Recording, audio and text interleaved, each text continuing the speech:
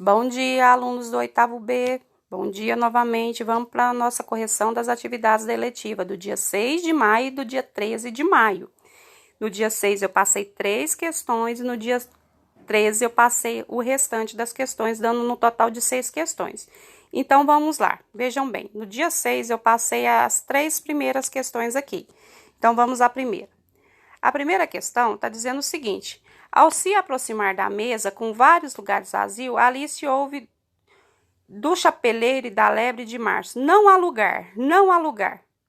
A julgar pelo andamento da conversa, o que Alice poderia compreender desse primeiro comentário? Explique. Então, ora pois, Alice poderia supor que ela não era bem-vinda à mesa, que a lebre de março e o chapeleiro não queria que ela se sentasse com eles. Isso é comprovado pela fala da lebre de março, que diz não ser muito educado a Alice se sentar sem ter sido convidada, e pelo clima hostil que domina a maior parte da conversa. Na número 2, o chapeleiro diz a Alice que o cabelo dela precisa de corte, porque esse comentário contraria o esperado de uma conversa típica. Indique pelo menos 2 razões. Então, vamos lá. Porque o comentário do chapeleiro sobre o cabelo da Alice não tem nenhuma relação com o fato de que ela ter se sentado à mesa e porque era de se esperar que o chapeleiro desse prosseguimento à conversa, refutando o comentário feito por Alice. Ela apresentou um argumento para justificar o ato de se sentar sem ser convidada. Seria de se esperar que o chapeleiro refutasse esse argumento, apresentando um contra-argumento ou concordando com ela, mas não a desqualificando por um motivo totalmente diverso do assunto discutido. A número 3 fala o seguinte: diante da relação de Alice ao comentário sobre o seu cabelo, o chapeleiro questiona: por que um corvo se parece com uma escrivaninha? Qual pode ter sido a intenção do chapeleiro ao fazer essa pergunta? Então, vamos lá. Ao julgar pelo tom da conversa até aquele momento, a pergunta do chapeleiro parece mais uma vez desconsiderar o comentário da Alice. Em vez de rebatê-lo,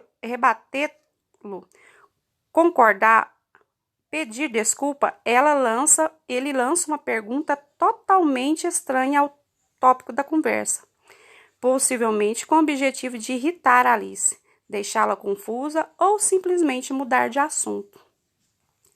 A número 4, que eu passei no dia 13, que foi como continuação da aula do dia 6, fala o seguinte: Alice supõe que dizer o que se pensa é a mesma coisa que pensar o que se diz. Ela está certa, gente? Explique. Então, vamos lá. Ela não está certa. Não é verdade. Há uma diferença de sentido os dois enunciados. No primeiro caso, dizer o que se pensa significa ser sincero, expor a sua opinião. No segundo, pensar o que se diz, ter o sentido de refletir antes de se manifestar, de apresentar uma opinião ponderada, pensar antes de falar, né? Na questão número 5, fala o seguinte: o chapeleiro e a lebre de março discordam de Alice e a corrigem. Explique a diferença do sentido produzida pela mudança na ordem das palavras em cada um dos exemplos dados pelas duas personagens. Então, vamos lá a resposta. Na primeira fala, eu vejo que como. A frase denota que o falante é capaz de enxergar aquilo que leva à boca para se alimentar, ou que se alimenta com cuidado.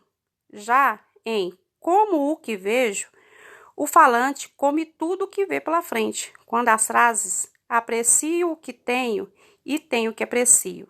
No primeiro caso, o falante mostra-se satisfeito com aquilo que tem, dando a entender que há outras coisas que ele aprecia e não possui.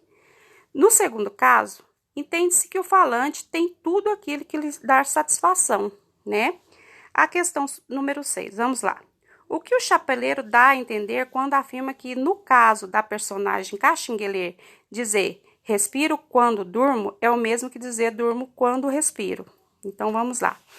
Muito provavelmente, o personagem Caxinguelê vive dormindo. Portanto, não faz diferença dizer que o seu sono é acompanhado da sua respiração, ou que no tempo em que está respirando, portanto, durante toda a sua vida, também está dormindo.